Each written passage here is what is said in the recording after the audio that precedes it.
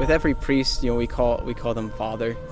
With Father Buckley, I can say he is a father. He's a father to all of the students here on campus, and he's a father especially to me. He makes it seem like you are the most important person to him right then.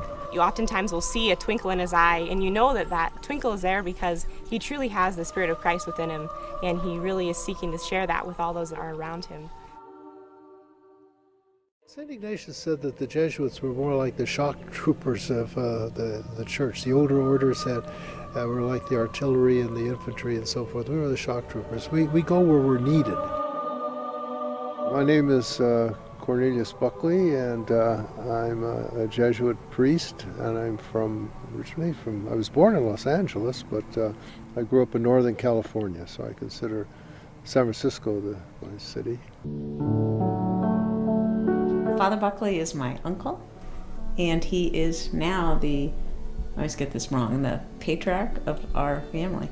I can't really remember my earliest impression of him. Once he was at USF especially, he spent a fair amount of time with us. I was very fortunate that I got to go to school on the same campus where he was assigned. Back in the early 70s, Maureen and I were very good friends, and Uncle Mike would spend time with the family at the house. I got to see him in many roles there, as an older brother, as someone that the kids, there's 12 kids in the Buckley family that the kids would look up to as a mentor.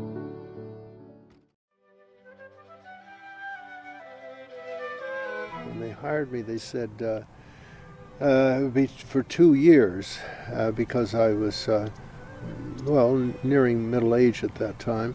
And I've stayed on ever since, but I've been very happy here. It's very, very happy. It's the crowning point of my career, so to speak, this being Thomas Aquinas College. It's everything I think that a good college should be. It's what people dream a good college should be. The purpose of this education is to help students come to a deeper understanding of their faith and a deeper knowledge of God Himself. It's crucial that we have a strong spiritual life and excellent chaplains to implement that spiritual life.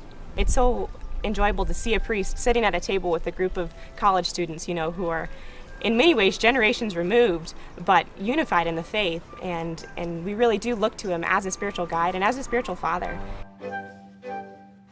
It's a stimulus to be around these students. I think spiritually, first of all, they go to Mass regularly. We have night prayers in the dorm. We have confessions all the time. I think there are 10 times a day when the confessions are scheduled. And that's a great inspiration. That is extraordinary.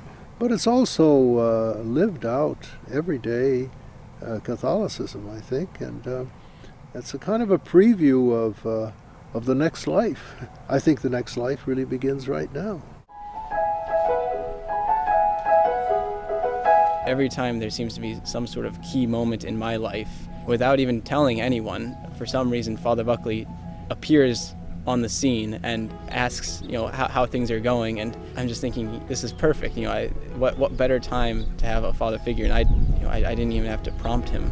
But one of the things that I've gotten to know probably more in the last few years than I did for a long, long time is that he does, as Maureen said, have a whole nother world of things that he does for people and with people that he does not talk about. I had to go back home in the middle of each semester for the first couple of years here to get CAT scans because I had cancer my senior year of high school.